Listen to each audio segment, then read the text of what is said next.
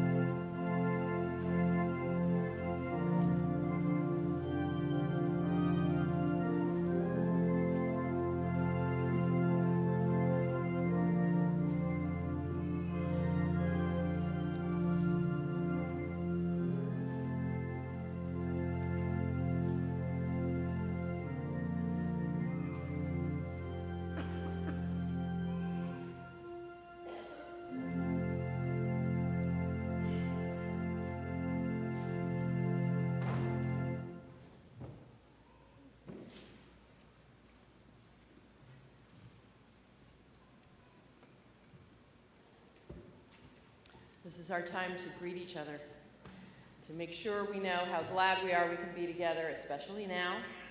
Let's make sure that we get up and move around as we are able, greet someone near us or in the furthest corner away from us, and let no one go unwelcomed and ungreeted this morning.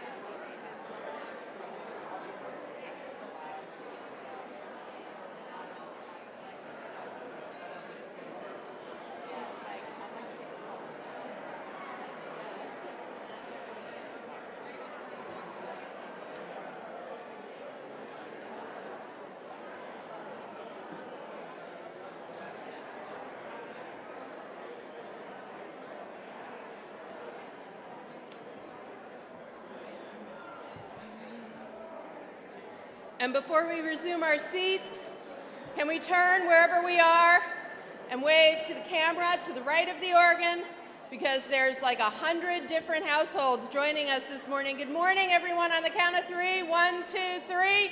Good morning, everyone. It is good to be with you also this way. It is good to be with each other every way we can. Can we join in the words for our chalice lighting, led by Roxanne Stern, this morning's worship associate?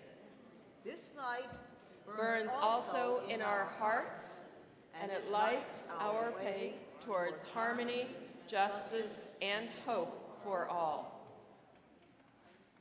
Our invocation this morning was just written this week by the Reverend Aaron Payson, who is a fellow Unitarian Universalist minister. It was inspired by Howard Thurman's The Work of Christmas, and it is titled The Work of Citizenship. When the last campaign ad has aired, when polling stations are closed and the count has been certified, when pundits and politicians have turned in for the night, and pollsters and political operatives are turning their thoughts to the next big race, the work of citizenship remains. To care more for the marginalized than for profit margins, to be mindful that quality education is far less expensive than mass incarceration, to insist that military intervention is a last resort, not the preemptive prerogative of the powerful. In short, to know that our true wealth is the welfare of all beings and the planet that is our home. And now can we turn to our new member welcome. There's an insert in your order of service. Good morning, everyone. Today, I call upon the newest first few members who are present to come forward and bring your new member insert with you. Nancy Cicero, Ashkan Gadiri, Ashley Gadiri, Susan Grandpierre, Abigail Kunzelman, Jacob Kunzelman, Deborah Thurber, Gretchen Weiss, and Catherine Rochaldo.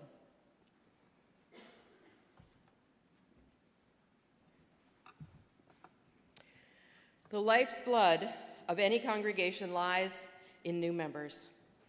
New members, you recognize the value of church community in your lives and unite with us in the rituals and ideals and traditions that are vital to our existence.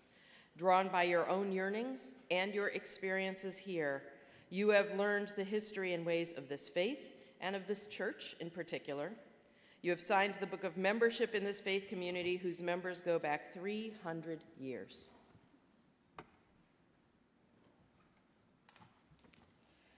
We welcome you into membership in the First Unitarian Church of Providence. We appreciate the love, dedication, and service you bring to us.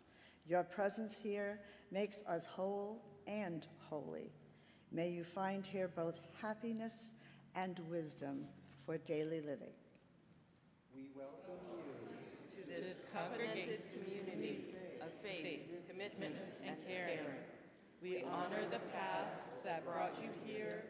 We look forward to the journey we share with you in the coming years.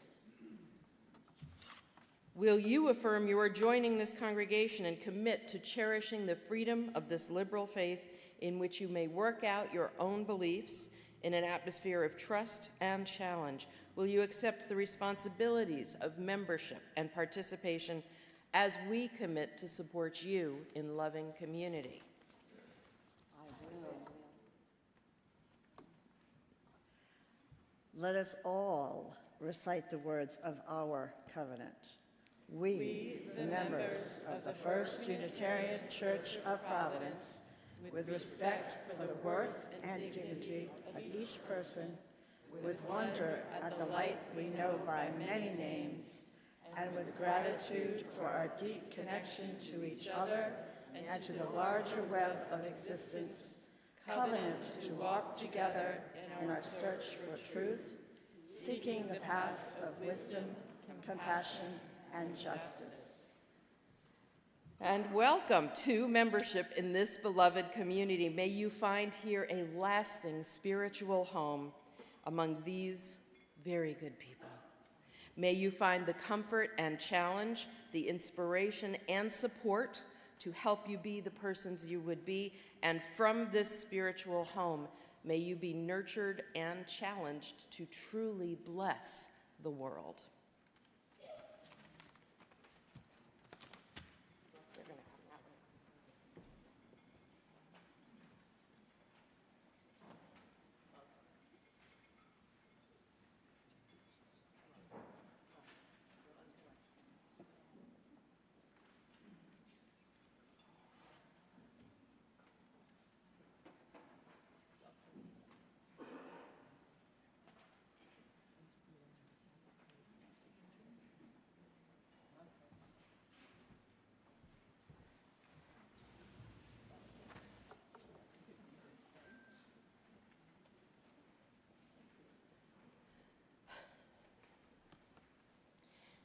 Our opening hymn is number 123, Spirit of Life. Can we rise, embody your spirit, and sing out?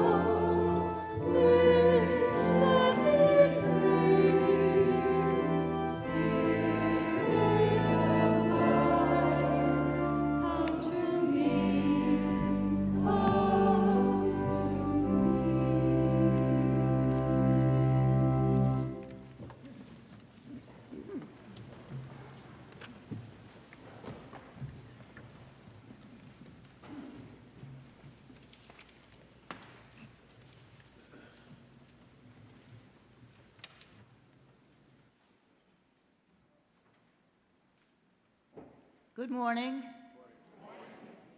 Today's reading comes to us from one of my favorite writers.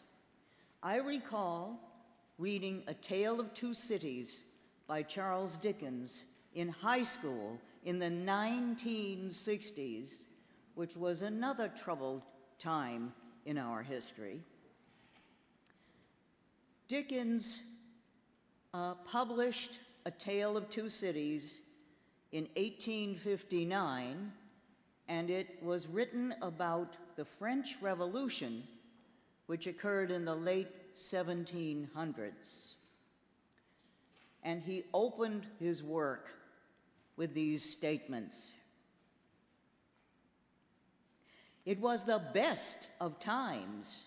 It was the worst of times. It was the age of wisdom. It was the age of foolishness. It was the epoch of belief. It was the epoch of incredulity. It was the season of light. It was the season of darkness. It was the spring of hope. It was the winter of despair. We had everything before us. We had nothing before us. We were all going direct to heaven. We were all going direct the other way. In short, the period was so far like the present period that some of its noisiest authorities insisted on its being received for good or for evil in the superlative degree of comparison only.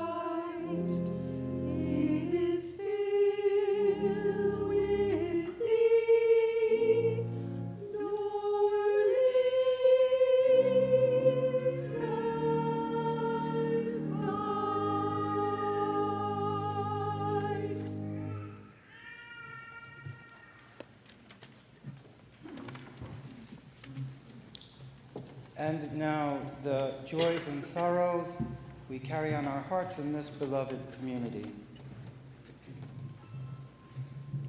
From Karen Silva Sabatoni. a candle of sorrow on the unexpected loss of our friend Mike Gilbert, less than a month after his 72nd birthday. He loved his family, especially his granddaughters, teaching music, one of the founders of Rock and Jock Charities, golf, and a fine cigar. His zest for life and his sense of humor will be sorely missed by all who knew him. From Christy, a candle of sorrow and sympathy for my dear friend Erin, whose mother, a Spitfire who fought her entire life for equality and justice in Baltimore, passed away this morning. From Ellen Cormier, here with Maggie, this is my first solo visit since the recent passing of my loved and loving husband, Charlie Cormier. GPS works. From Anne, healing thoughts for John Hunt Doak, who is in hospice. From John Green, we'll call this a candle of hope. We may be understandably disappointed with the outcome of the election, but given the fact that there has never been a Native American or a woman and only one African American elected president in the 248 years of our national existence, can we really be surprised by this? Given the larger context, I don't see Mr. Trump's election so much in terms of it being regressive. I see it more in terms of being a painful affirmation of what we've always been despite our lofty ideals. A nation driven largely by a toxic blend of patriarchy and white supremacy. We always seem to be holding the weaker hand, but, and here's the hope, take heart, because this means we're still in the game. So naturally, I light a candle of hope. And one final candle for those silent candles that remain on our hearts. Let's join in the spirit of prayer and meditation. Let's fully arrive by taking a deep breath together.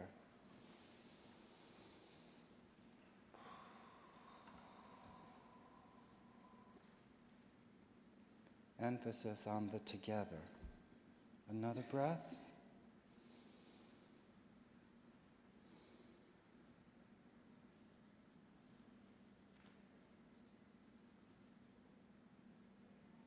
And one final breath.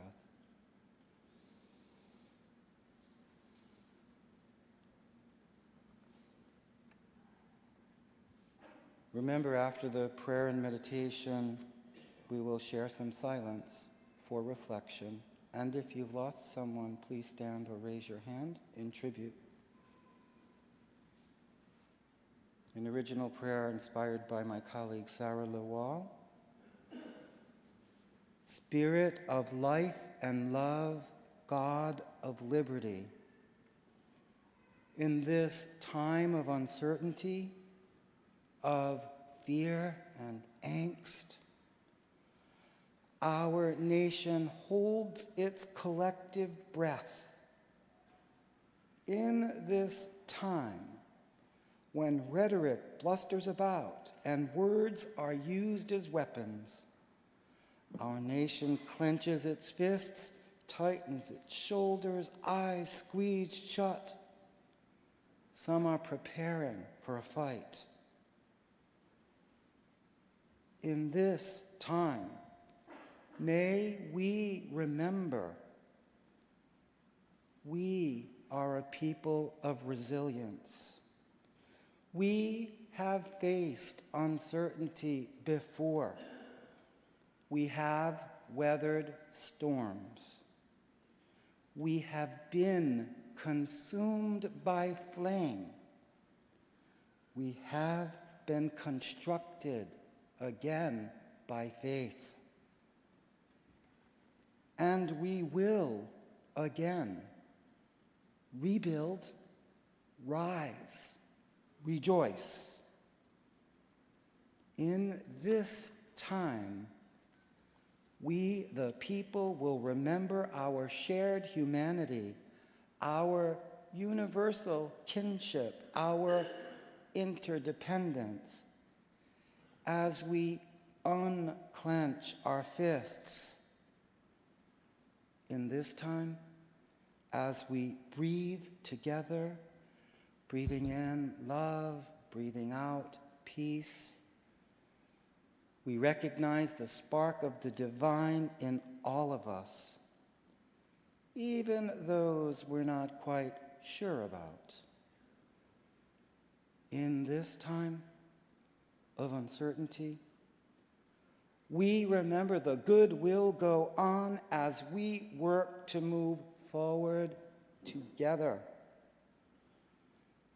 In this time, we, the people, will seek that which unites us with welcoming arms stretched wide in this time, in the pursuit of happiness, with life and liberty on the line.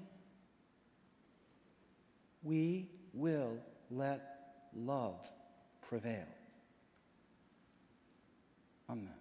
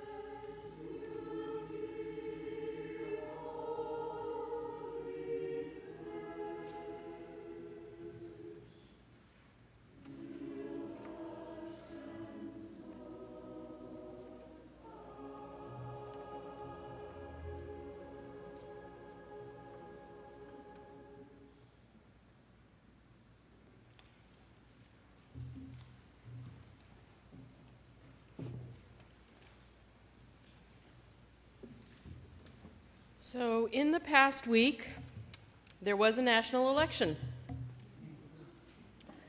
And many of the values and priorities Unitarian Universalists tend to cherish, a woman's right to choose, environmental stewardship, anti-racism, support and alliance for free democratic nations, human rights for immigrants and refugees, and more, did not prevail. I don't know exactly how each of us is feeling at this point, though I have heard from many of you over the last week. So I do know that many of us are mad, are tired, are sad, are disbelieving, are frustrated, are numb, or you don't even know quite what right now. Not okay. That's for sure. And I know a lot of us are anguished by what we anticipate coming with the next administration, the many declarations made by the president-elect to eradicate or redefine departments, initiatives, values, and priorities many of us believe deeply in. Some of us can barely get through the day right now. Some of us can barely get through the night. When things turn big, I almost always turn to history. Some of it personal, some of it larger, for perspective. Only history seems to offer context that can help me hold what might otherwise feel overwhelming, because just giving in to overwhelm is not an option. Not today, overwhelm. Get thee behind me, overwhelm. So instead, I've been thinking this week about my family's and my own stories of survival and resilience. I've been reflecting on what it means that my grandparents came here to escape the pogroms in Ukraine, which is why I will always work for immigrant rights and justice. I am only the second generation born in this country, which until very recently always just made me feel like a quintessential American. And I've been thinking about the ways my mother raised me to be an activist. In my early years, when she was home with us, she was actually out and about, and we went with her to her activities, not ours. Parenting looked really different then. She was writing for the local newspaper and working for liberal causes. She was also beginning to think about trying to get a job, but finding out that she couldn't because she had started a labor union, a teacher's union, at her very first and what it turns out to be only teaching job she ever had after graduating from graduate school, because the references they gave her, because she started the teacher's union, were so terrible that she would never be able to get a teaching job again. So she went and worked for many liberal causes, the newspaper, also especially land conservation. I have so many memories of going with my mother and sister to the local newspaper office, which was then in the basement of the town Congregational Church, and sticking address labels on the latest issue that was going to go out. Hundreds and hundreds and hundreds of address labels.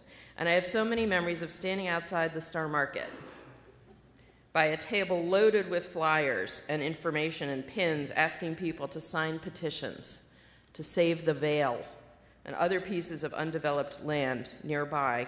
And to this day, though I can be shy at a party where I don't know anyone, I am always comfortable standing at an information table, inviting strangers to consider a good cause. Most of the things my mother worked for succeeded. She was a very effective advocate and organizer, and when we joined the Unitarian Universalist Church in town, she brought those skills to the congregation to great effect over many decades.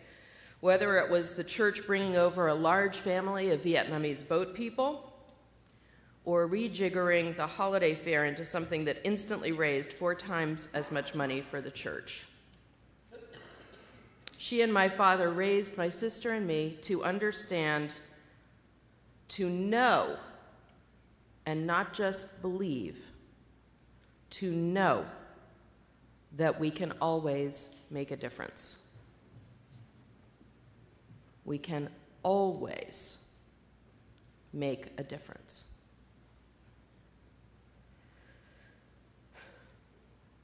I grew up in Massachusetts Unitarian Universalism in the 70s. Humanism was super strong. Spirituality was not much of a topic, let alone much of a practice. People were feeling very experimental. I remember an infamous service, which I was too little, so I was in the Sunday school, but apparently they all tried primal scream therapy one morning. I don't know, it sounds better now in this moment. Fortunately, we did evolve, as Unitarian Universalism always does, and make more room for how we encounter the holy how we understand the sacred, how we nourish our spirits as well as our minds, and what is within us and unique to each of us, as well as what is true and necessary for all of us. And then we realized that that all has to go together, that we need strong and flourishing nourishment for our souls and strong and flourishing work for goodness and justice, to have a strong and sustainable congregation, to have a strong and sustainable faith, to have a strong and sustainable life. And that was about where we were at when I entered the ministry, almost 30 years ago now. The best learning I ever had about the power of that fusion, how it all comes together, how it all belongs together, the joy and strength that comes with it, was the fight for marriage equality. For me, that fight was in Maryland, where I served for 17 years, and my God, that was a long fight. I know there was a real struggle for it here in Rhode Island. I know that First U was one of the institutions leading the charge, and that was a very lastingly powerful experience for many of you who were here then. Down in Maryland, it took many years just to get the state legislature to allow the vote. Many years of impassioned advocacy, and then enormous amounts to get them to pass it. A bunch of marriage equality organizers came to Maryland to help us locals get it right. Some of them stayed in the homes of church members. The church phone banked out of its reception hall every Sunday afternoon. We visited our legislators regularly, especially every Valentine's Day night, which was weirdly, insanely cold every year. Down there, it does get crazy cold sometimes, and almost always on Valentine's Day night, it was one of the coldest nights of the year, and I remember so many years standing out in the bitter, bitter chill, listening to the lineup of marriage equality speakers and legislators for that year, and then skidding on the frozen ice to the various office buildings of our legislators. The Silver Spring Church sent well over 100 people many years in a row to advocate. And that was the hardest and deepest I had ever until then waded into political advocacy. And that was also when I learned that you need to know whether your legislators are for or against your issue before you talk to them. We went in loaded for bear, and we learned that both of the legislators we needed to talk to had started and sponsored the legislation in Maryland. One of our legislators was then State Senator, now U.S. Congressman Jamie Raskin, who became quite famous in recent years, among other things, for leading the Senate impeachment trial together with our own David Cicilline in 2021. This was how I first met Jamie and began a close collaborative relationship with him. Even then, he was a rock star. He was only ever more committed and effective on this issue, along with many others, but he really knocked himself out for marriage equality, even after he had been diagnosed with a serious cancer, which he thankfully beat. That was the year we had the best chance for the legislature to pass marriage equality, and Jamie would stay late most nights in Annapolis, and he was carrying this chemo backpack everywhere, meeting with colleagues across the aisle, trying to talk them into voting for it. And I remember one conversation that he told us about later. I will never forget it. He was meeting with a colleague who was a strong opponent of gay marriage, and Jamie said, I just want to understand why you're against it. Can you just explain it to me so that I understand? And his colleague said, you know, it's not really gay marriage that I have a problem with. It is really gay sex. I don't know. It just makes me really uncomfortable. To which Jamie replied, in that case, you should totally vote for my bill, because everyone knows that once you get married,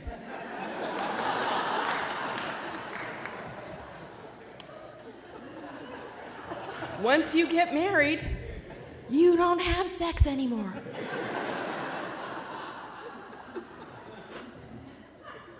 He was always so good with using humor to find ways to talk about difficult things and build bridges. And that was not Jamie's last conversation with that colleague, and that colleague did ultimately change his position. And he was one of the votes for marriage equality that year when the legislature finally passed it. and then Maryland's Republican governor vetoed it. This meant any hope of marriage equality in Maryland required a referendum of the whole state. We had to do the whole campaign over again. We had to reboot for another year. We had to increase voter outreach across the state, knowing there was lots of resistance in the rural swaths of Maryland and in some cities with significant populations of international folks from countries with a lot of anti-LGBTQ bias. We did the whole reboot, and while we were doing it, Washington, D.C. legalized gay marriage, and Maryland's Attorney General had already ruled that Maryland would legally recognize gay marriages performed anywhere it was legal. The day it was legal in Washington, D.C., the Silver Spring UU Church went to the nearby D.C. UU Church, which had seated the Silver Spring congregation many decades earlier. And we hosted 10 weddings. I performed 10 weddings that day, one every half hour, for 10 same-sex couples with ties to the Silver Spring Church. We had to do it that very first day because you remember this. No one knew how long the windows of opportunity would last, and every bit of possibility mattered so much. The church covered all the costs of the day. They hosted the whole day long, which lasted about 8 hours inclusive, providing celebratory refreshments and drinks for each wedding couple and their guests as they moved through the cycle of weddings. We were like Vegas in the best possible way. The church's band learned 10 first dance songs requested by the couples. And they played for 5 hours without a break, a new cycle of songs every half hour. Church members cleaned up, reset spaces, served hors d'oeuvres, took wedding photos, poured champagne toasts, cleaned up, reset, took photos, served again and again. It was a crazy day. It was a stunning day. It was a beautiful day. It was a joyful day. It went on, and at the end of the day, the church had created an experience that many of them, not just the couples, felt was one of the most powerful, beautiful, inspiring events of their lives. I married people that day who had been together for 25 years. I married people who had raised their children already together. I married people whose unions had long been an inspiration to all of us who knew them. I married people who were old enough that they had very few years left. So many more years before it was possible for them to marry. Meanwhile, Maryland's referendum campaign continued, and the day of the vote, I worked outside my local polling station all day, staffing a table filled with marriage equality information and giveaways.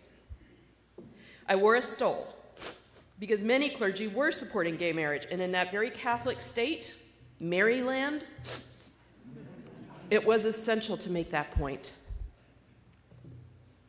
Definitely the worst of the day's low points was when a Catholic priest and an Episcopal priest didn't walk into a bar. They walked up to my table, both of them white men in the collars of their vocation and clearly already friends with each other, and they came to my table to make fun of me and of gay marriage.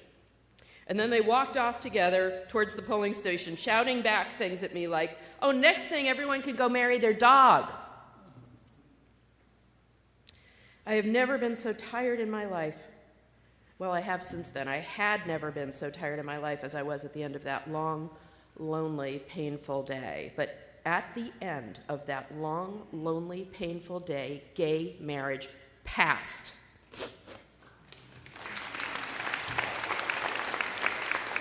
Maryland was the first state in the nation to pass it by referendum.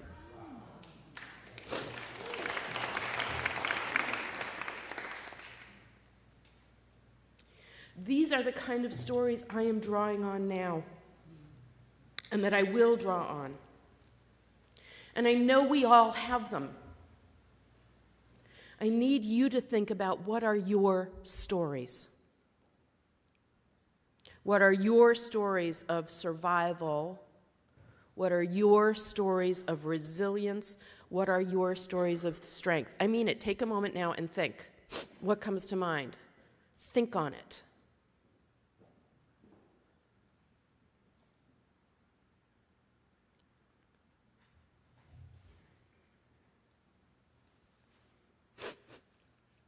I need to remember how hard that was. How many, many years of intensive effort, more each year, before we finally succeeded. And how exhausting it was. And how afraid we were that we might not get it done. And how ugly some of the moments were along the way. And I know my journey wasn't especially hard. Compared to many in that struggle, my path was actually pretty easy. But I'm not sharing it to compare how easy or hard any of us had it in that struggle or any other. I am sharing it to remind at least myself that I know how to do this. And I know that I am not alone. We have all walked very hard roads before. We don't want to have to do this now. We really wanted our nation and our path to be wiser than this. We needed to be wiser than this, but this is what we got. And we can do it. We have done it. We know how to do it. We can do this. And I need to also remember how proud I was of the way the Silver Spring churches, the UU churches, all of our people showed up. Some of the greatest surprises and delights that came with showing up along the way. The good friends that came as part of the good work. How much stronger we all got. How much smarter we all got. How inspired we were. How much we grew and how much we gained along that hard road. And I want to remember how much more powerful we became, individually and as a church standing up for our beliefs. Because if I could change one thing about progressivism, it would be that we would do better at claiming power. I love the humbleness and the regard for others that is at the core of our identity. And it is maybe that same humbleness that keeps us always feeling our vulnerability in the world. But while we do that, conservatives and reactionaries, even those on the very far margins themselves, are claiming rights and places for themselves, declaring all kinds of stuff that they have no standing for. But their brashness and their unapologetic sense of entitlement sometimes gets them remarkably far. I'm not asking us to be brash or cruel or arrogant. I never want that. But I do want us to know our power and claim it and feed it and keep it and ourselves strong. I want us to remember what we learn, what we gain as we work to meet the challenges before us, the friends we make, the skills we develop, the strength we build, the inspiration we grow walking a hard road. We did a service at the end of our last stint.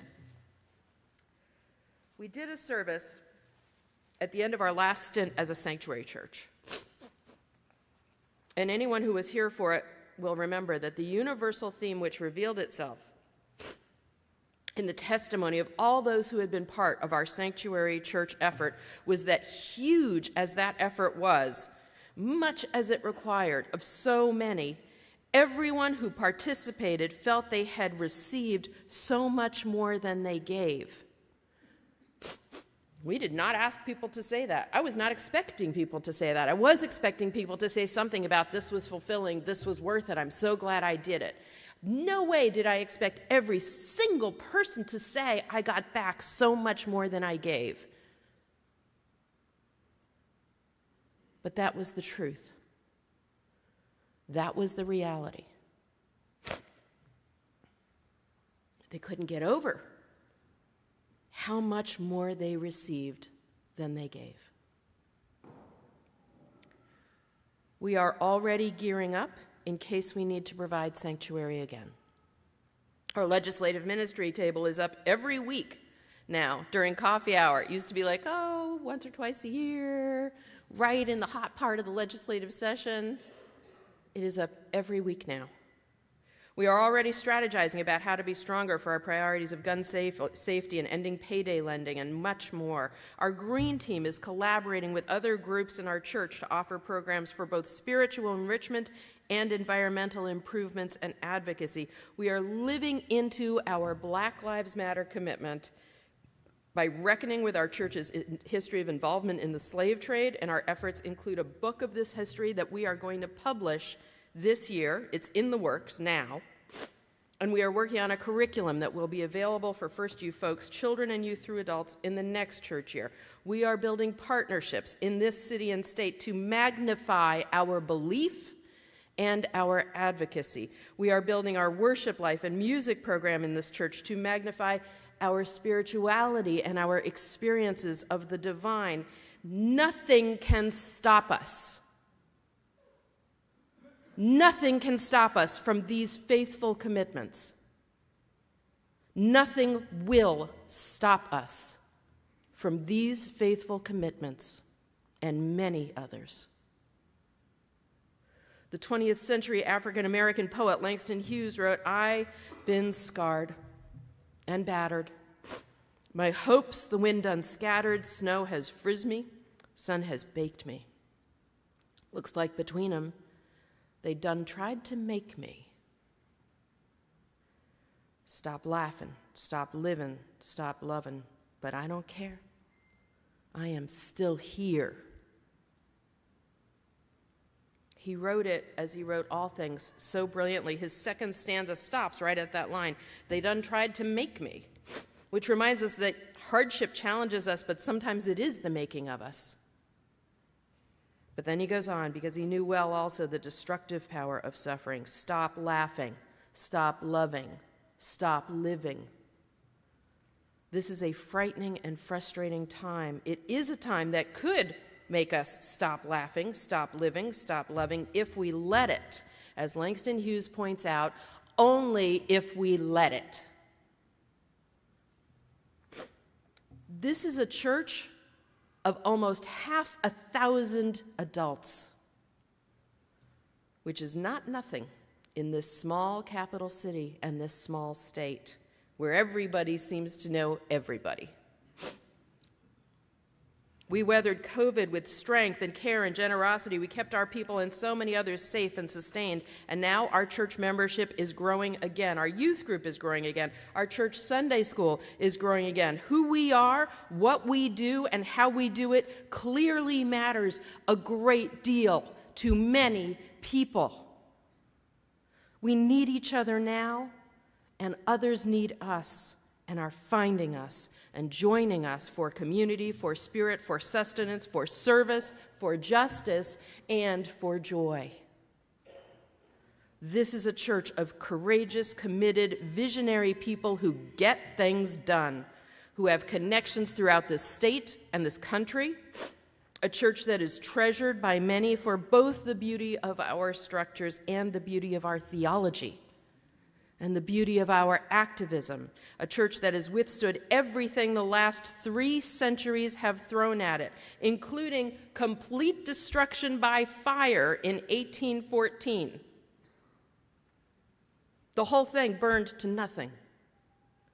There is a scorched stone that stands over our front door, which tells the story, and you can see from the stone, just from what you see on the stone, how devastating that was. Look at the cover of your order of service.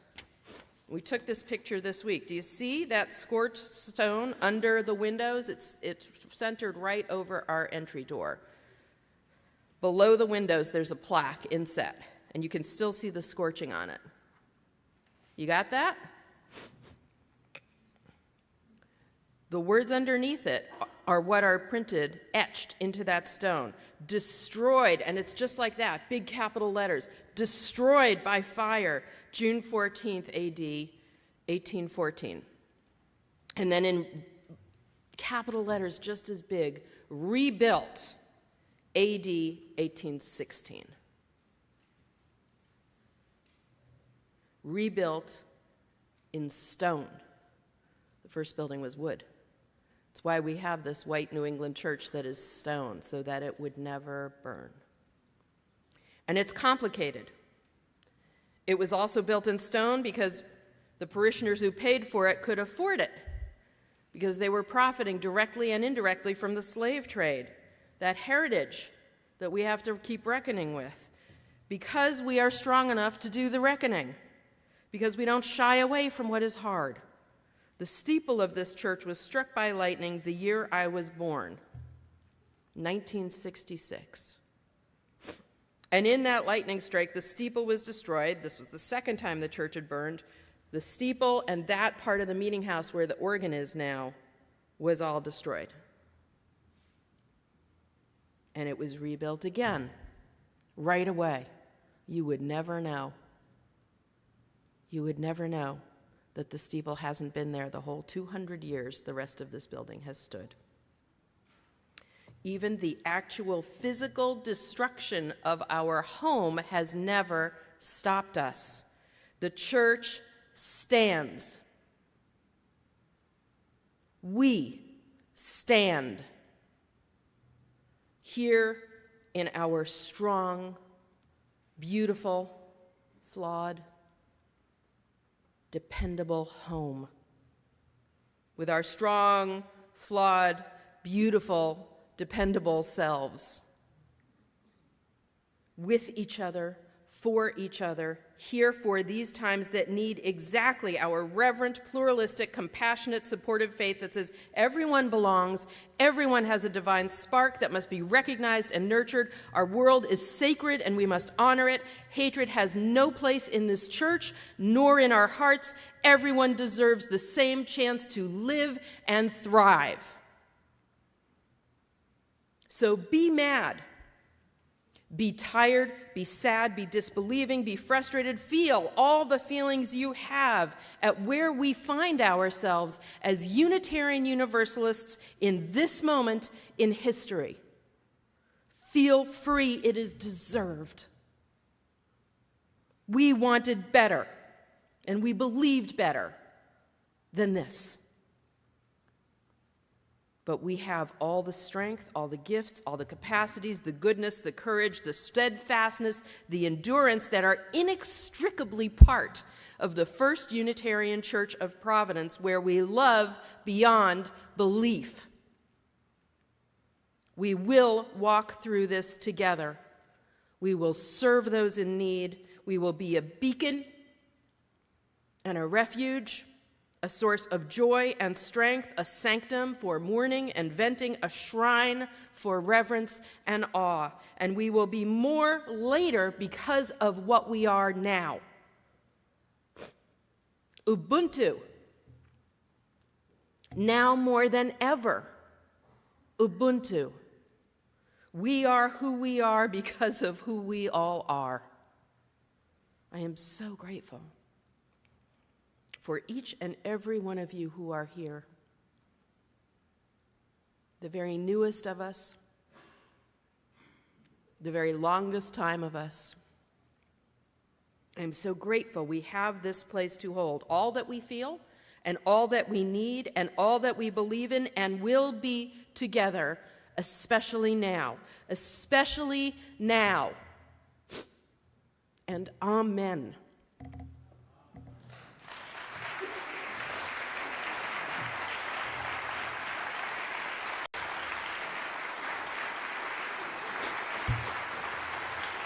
Oh, it's you.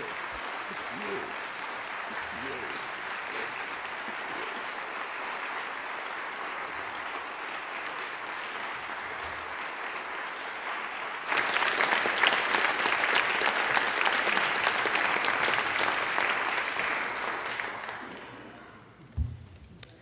Let us sing hymn number 354, all the verses. Can we rise in body or spirit?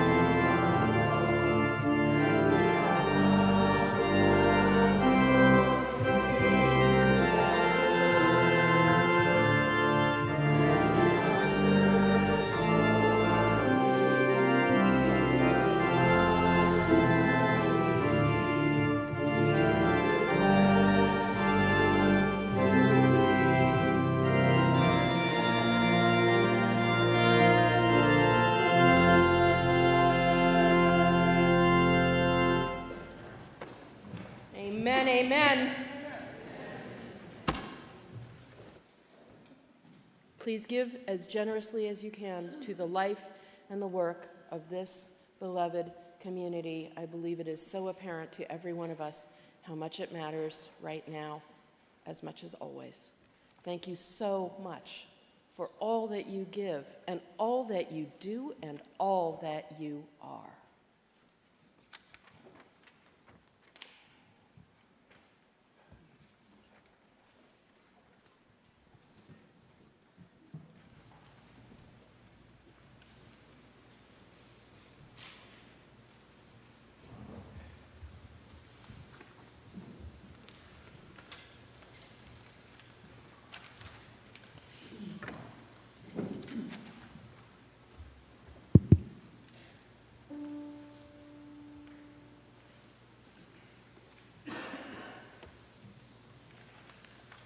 Gonna keep on walking forward.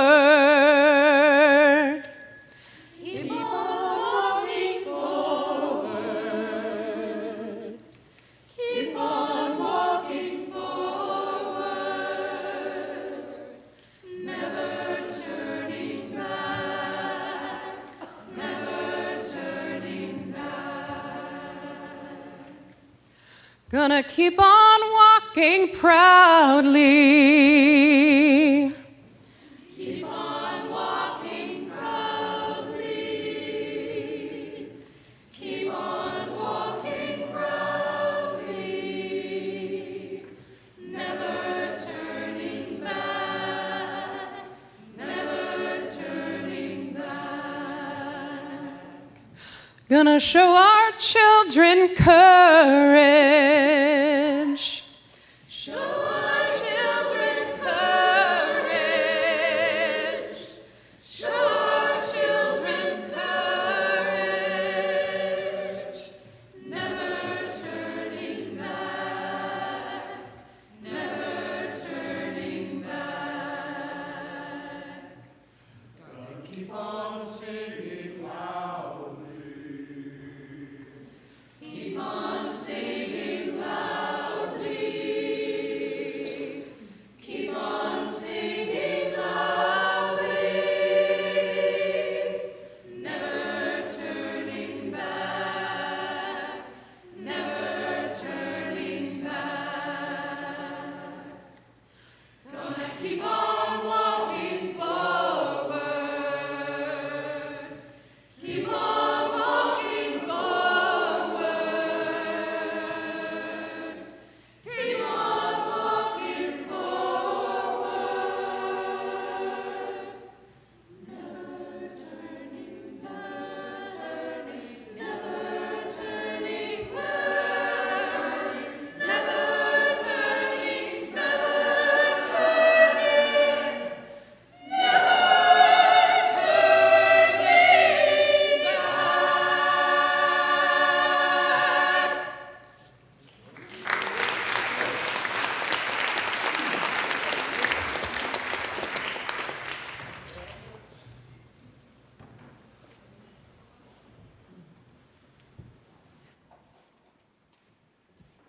Among the many ways to practice our faith, these are the invitations I have for you this week. Our Spiritual Pathways program annual coat drive has begun in honor of Buy Nothing Day, the day after Thanksgiving.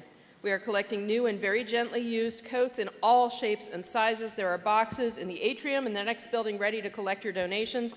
November 24th is the last day to donate.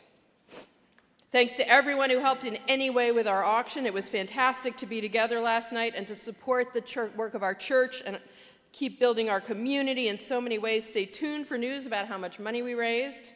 Tomorrow is the last day to sign up for Singing with David Smith this coming weekend.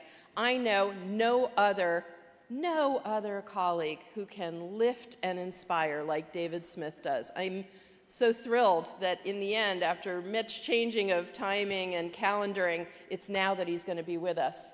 There's not a better time that we could have to be with him. I hope everyone who has thought about this has signed up to join. If you haven't yet thought about it, do it. There is no singing training, expertise, music reading required. and I guarantee you, you will be fed and you will get far more back than you give to that very special day. So tomorrow's the deadline. You can also talk to Beth Armstrong, our interim music director, if you have any questions about it. He is arriving on Thursday. Yay! And today, after worship, take advantage of our next lay ministry care talk in the auditorium. A 30-minute documentary, Speaking of Dying, will be shown, with a discussion to follow, and our lay ministry chaplain, Reese Robinson, who has extensive experience in guiding individuals and families through end-of-life conversations before crises arrive, will facilitate the discussion. So plan to stay to explore this important topic.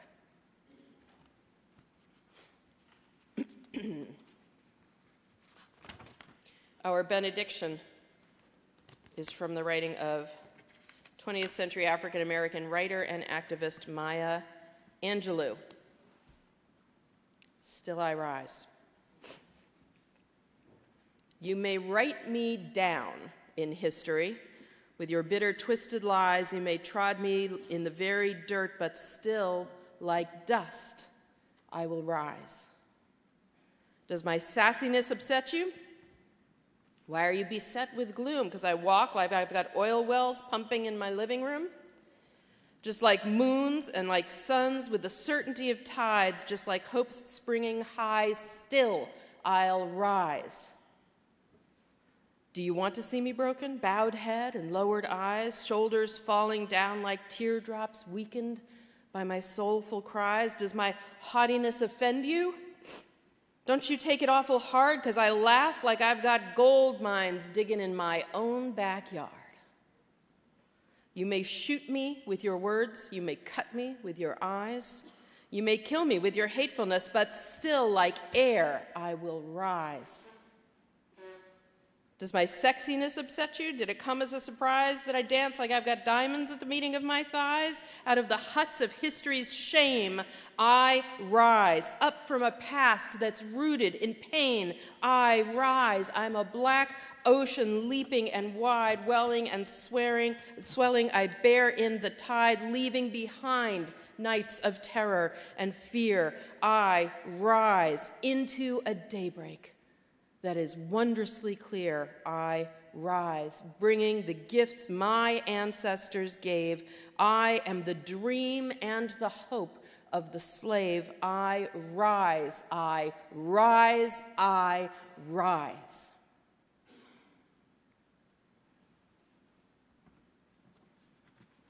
Can we join together in the words of our chalice extinguishing? We mean them evermore, every day. We carry the flame of peace and love and hope until we meet again.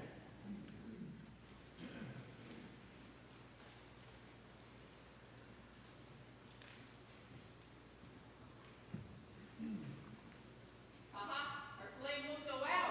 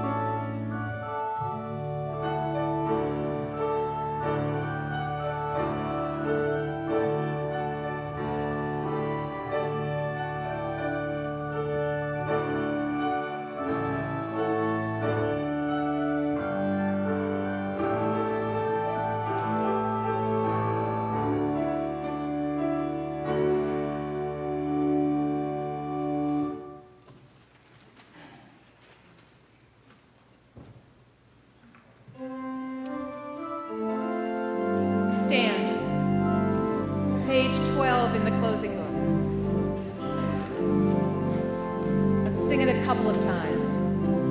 Here we go.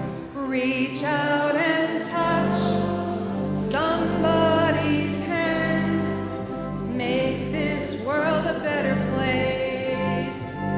If you can, reach out and touch somebody's hand. We give the world a better place. If you can, again, reach out and